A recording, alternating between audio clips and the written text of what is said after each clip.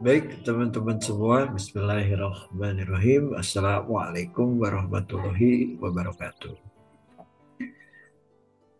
Jumpa lagi di mata kuliah algoritma pemrograman di pertemuan ketiga. Ya.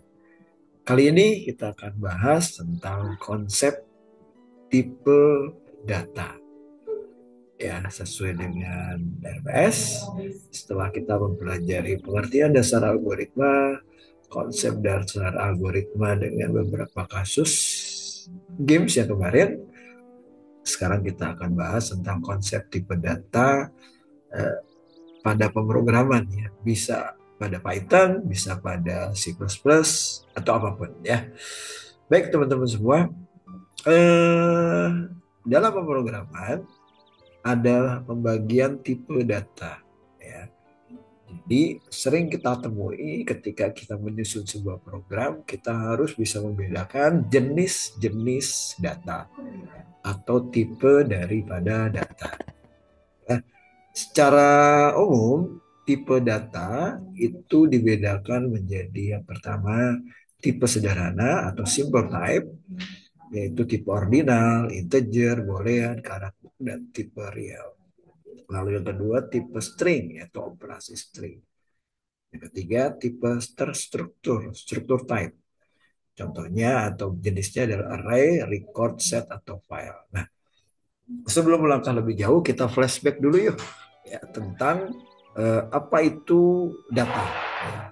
Apa itu data atau bagaimana data itu kita persiapkan ketika kita akan merancang sebuah program ya.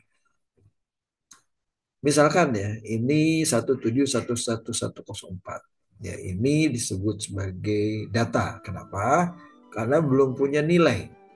Jadi data itu adalah bahan mentah informasi. Ini data. Ya. Lalu setelah data itu diberikan atribut atau diberikan keterangan, dia disebut sebagai NPM katakanlah ya. Nah ini disebut sebagai informasi. Ya, jadi informasi adalah data yang sudah diolah sehingga menghasilkan sebuah value. Ya, kalau tadi dia data mentah, setelah diberikan informasi keterangannya, ini disebut sebagai informasi atau data value. Datanya sudah punya value. Nah, kumpulan dari data-data tadi, ya, kumpulan dari data-data tadi, misalkan ada kartu mahasiswa nih, misalkan ya. Nah, di sini ada sisi informasi, ada semester, ada ahli, dan seterusnya. Nah, NPM yang di belakang ini, yang saya tunjuk ini ya, teman-teman semua, 1704 ahli ini adalah data. Ini adalah data. Sementara yang ada di depannya, setelah sudah diberikan keterangan, dia disebut sebagai field. Ya, disebut sebagai field. Field NPM, field nama, field semester, field prodi. Field adalah kumpulan dari data-data. Kalau misalkan ini ada 3 kartu mahasiswa, berarti ada berapa data? Ada 9 data. Ya, saat ini ada 4 kali 3, ada 12 data. Ya. Data kartu pertama ada 4, data kartu kedua ada 4, data kartu ketiga ada 4. 4 kali 3 berarti 12. Jika pertanyaannya adalah data. Tapi kalau pertanyaan ada berapa field untuk 3 kartu mahasiswa ini, fieldnya adalah 4. NPM, nama, semester, dan prodi.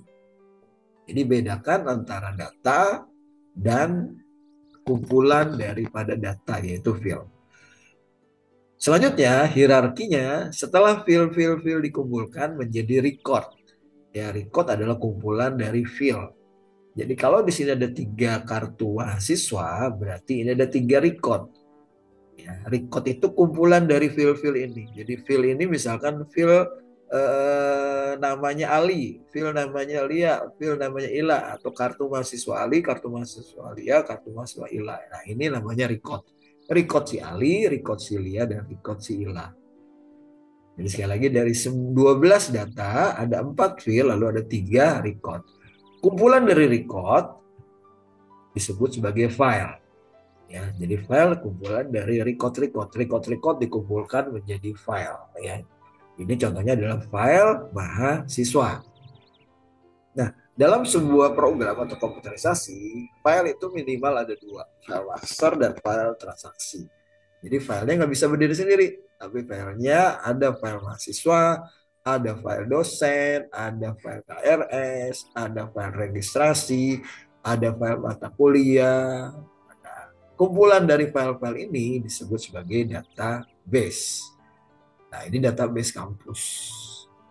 Nah, jadi hierarki data, ini kalau susunan data dari level paling bawah, data, field, record, file, lalu database. Istilahnya bisa banyak teman-teman ya. Ada yang bilang field dan seterusnya. Ada yang bilang tuple, ada yang bilangnya file, sama aja semuanya ya. Jadi ini hierarkinya. Nah, jadi database itu adalah kumpulan dari file atau kumpulan dari tabel-tabel.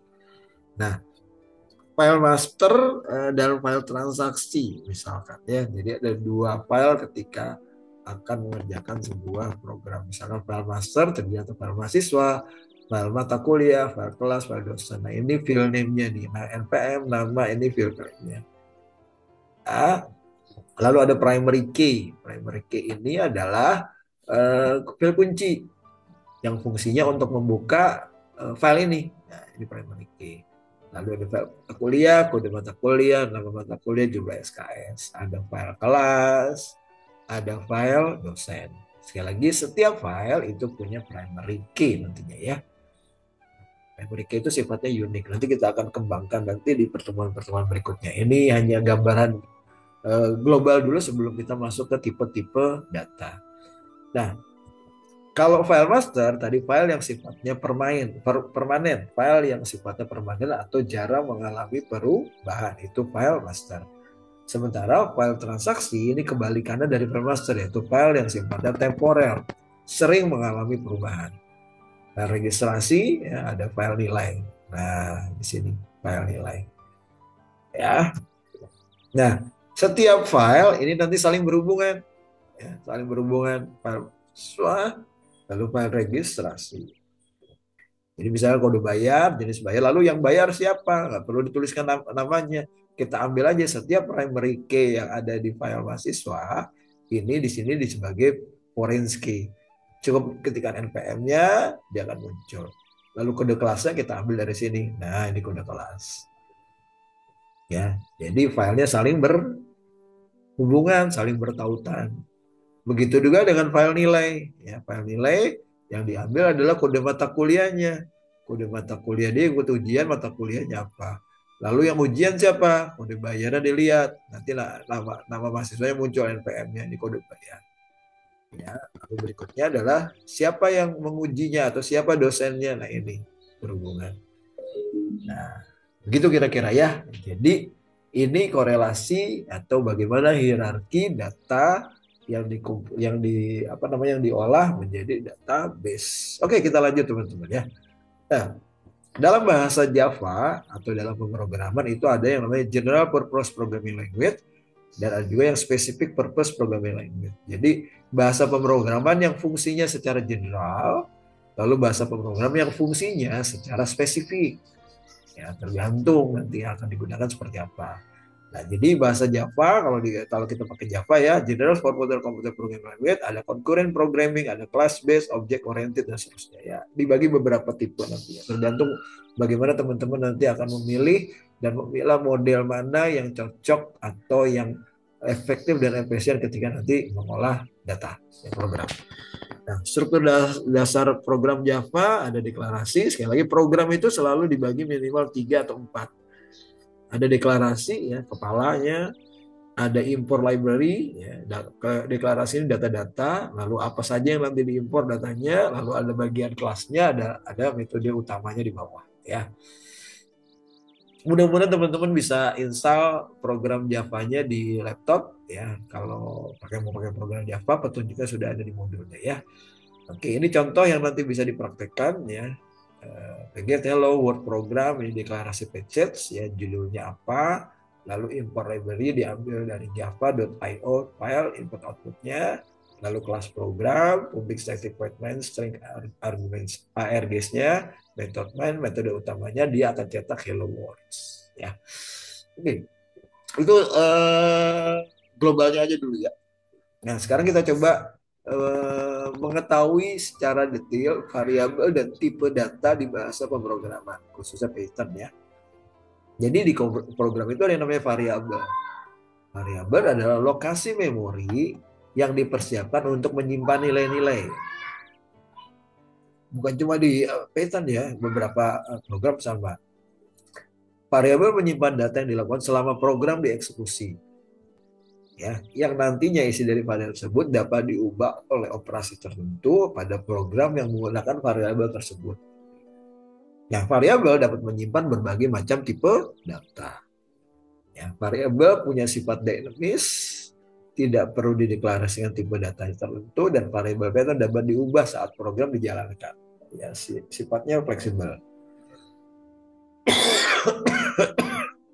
Oke, contoh nih, variabel nama depan dan nama depan. Ada contoh nama variabel yang berbeda ya teman-teman ya, berbeda ini. Ada huruf besarnya. Ya, jadi perbedaan karakter kapital, kecil, sedikit itu akan sangat mempengaruhi ya. Jadi di sini disebut case sensitif. Sensitif banget. Jadi harus membedakan huruf kecil dan huruf besarnya. Oke, lanjut ya. Nah, tipe data berikutnya ada tipe data boolean. Boolean itu untuk menentukan true atau false, satu atau nol. Kalau string isinya adalah huruf, diapit oleh tanda kutip.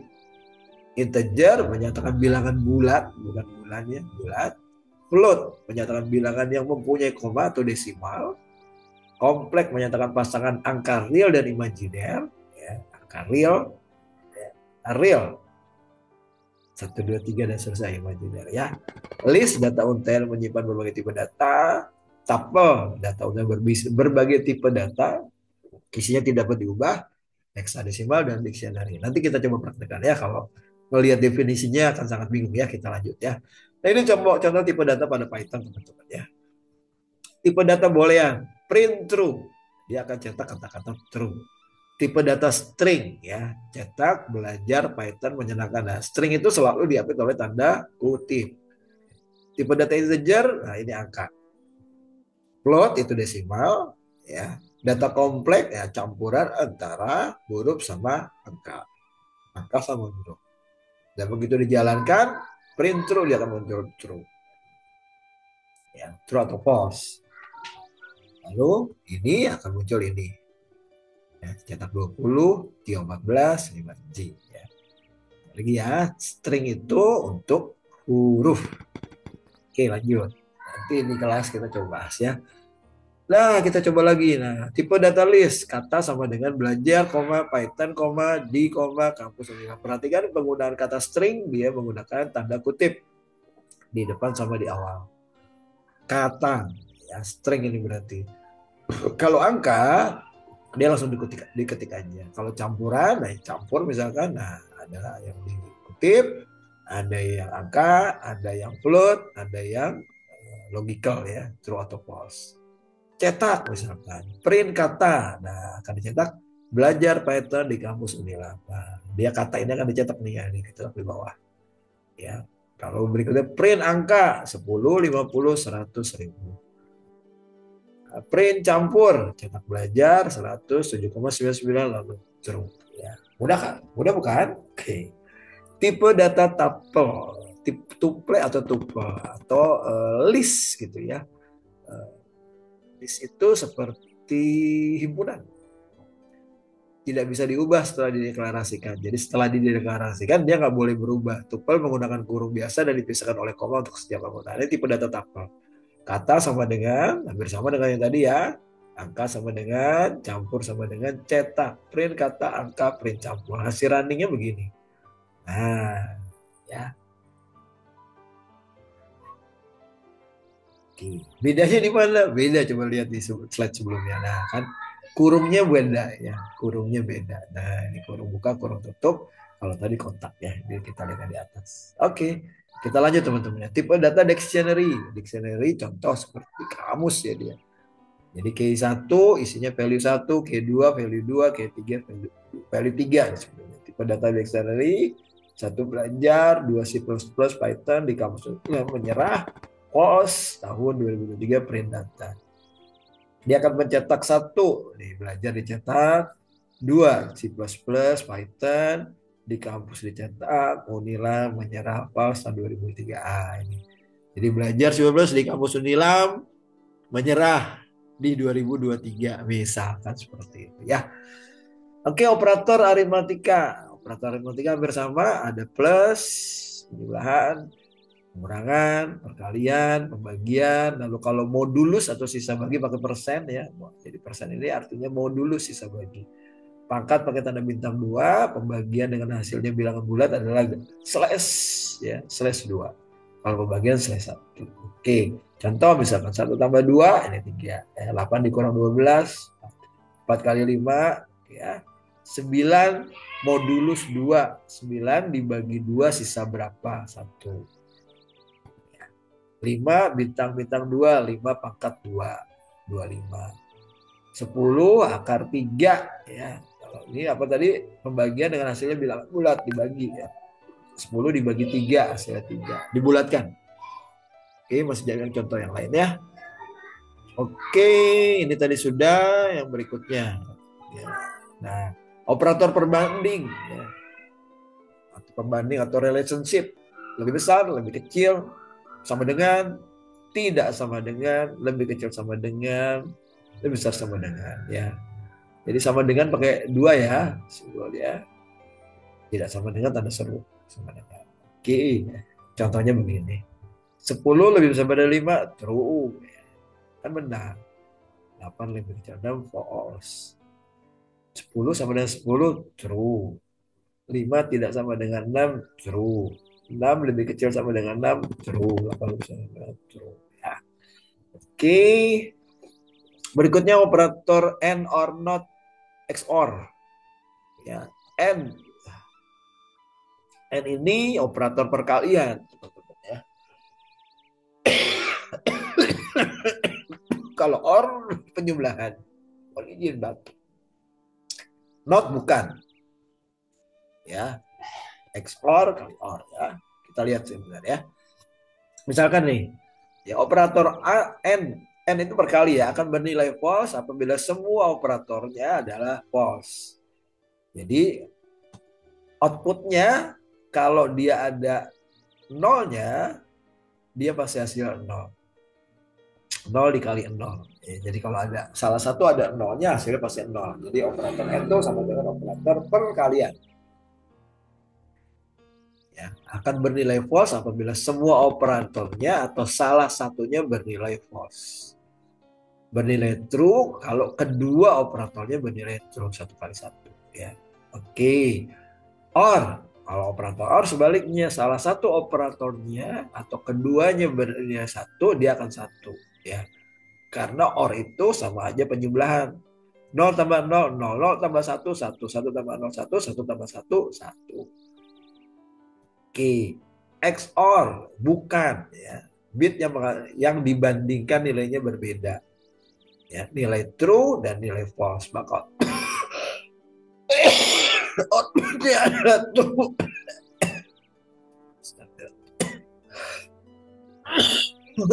Jin batuk. Nah ini bit. Ya XOR. Bukan gitu ya. Nah, 0 ditambah 1, 1, 1 tambah 0, 1. Nah, jadi apabila bit yang dibandingkan nilainya sama, maka outputnya adalah false. Kalau operatornya sama, outputnya false. Kalau outputnya beda, operannya beda, outputnya true. Ini kan sama, false. Ini kan sama, false. Kalau beda, dia true. Oke ya. Menggabungkan nilai string. Nah, ini menggabungkan. 2 digabungkan. Ini kata 1, kata 2 digabungkan. Nanti dibuat programnya ya, teman-teman semua ya. Nah, yang kebetulan sedang belajar hybrid, ini bisa dipraktikkan langsung di laptopnya masing-masing ya. Saya fokusi land. Land itu menghitung panjang karakter. Kata belajar bahasa programming Python. Berapa jumlah karakternya? Land kata. Print jumlah karakter. Dia akan menghitung jumlah huruf yang ada di sini. Termasuk space-nya. Ya, menghitung panjang karakter land. Indeks. Indeks itu mengetahui posisi kata karakter dalam sebuah kalimat. Misalkan ada kata namanya Aiza Zahra. Di mana posisi karakter Z? Print kata indeks Z. Ya, begitu dijalankan hasil runningnya Z itu ada di mana? Di 1, 2, 3, 4, 5, 6. Ya, hasil running 6, 9. Nah nih. Karakter di Z-nya 6, R-nya berapa? 4, 5, 6, 7, 8, 9. Space tidak dihitung ya, indeks. Membuat dokumentasi kode program bentuk hard copy. Tahapannya identifikasi kode program, membuat dokumentasi program, lalu melakukan generate dokumentasi ya.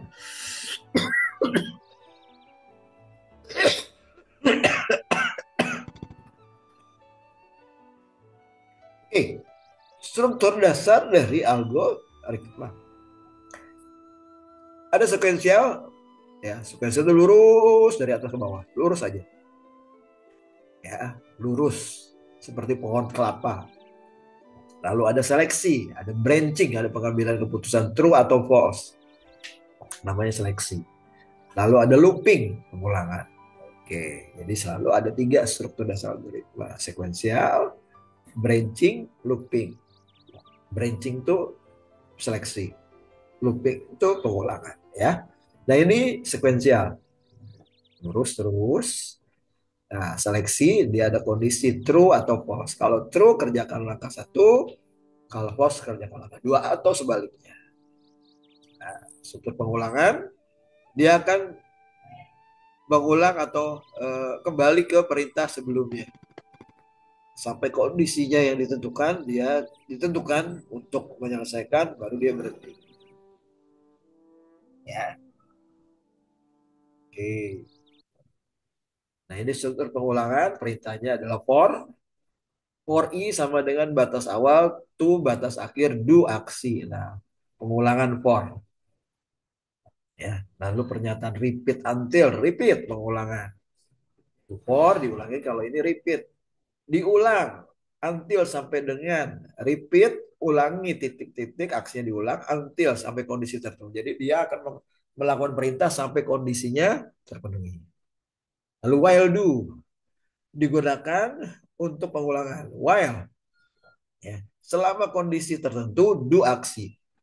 Ya, jadi perintah pengulangan ada for i, ada repeat until, jadi for i and for, jadi for pasangannya dengan and for, repeat pasangannya dengan until, while pasangannya dengan do atau and while terakhirnya ya. Nah, oke, ini tugas mandiri ya teman-teman, tolong diselesaikan. Identifikasi, ibu pergi ke pasar membeli telur sebanyak 5 kilogram, membuat kue harga 1 kilogram telur sekian. Untuk pergi ke pasar, ibu harus naik pertanyaannya, berapa sisa uang ibu jika ibu membawa uang sebesar pasar. Buatlah programnya. Ya, programnya bagaimana uang sisa kembali yang dibawa oleh ibu ketika ibu beli telur ke pasar dengan naik angkot. Ya, kalau uang 200.000 belinya 5 kilogram ya. Oke, dikumpulkan. Lalu berikutnya ada seorang pedagang mangga menjual dagangannya, dibuatkan programnya juga, buatkan algoritmanya. Oke, itu pertemuan hari ini. Mudah-mudahan teman-teman bisa memahami. Kalau kurang jelas, buka modulnya, buka e-booknya, lalu silakan hadir ke kelas untuk kita diskusi. Ya, kurang lebihnya mohon maaf. Terima kasih. Selamat mencoba, selamat berkarya, selamat melakukan beberapa percobaan. Ya, practice make perfect. Ya, banyak berlatih membuat teman-teman menjadi sempurna. Wabillahi taufiq wal hidayah. Wassalamualaikum warahmatullahi wabarakatuh.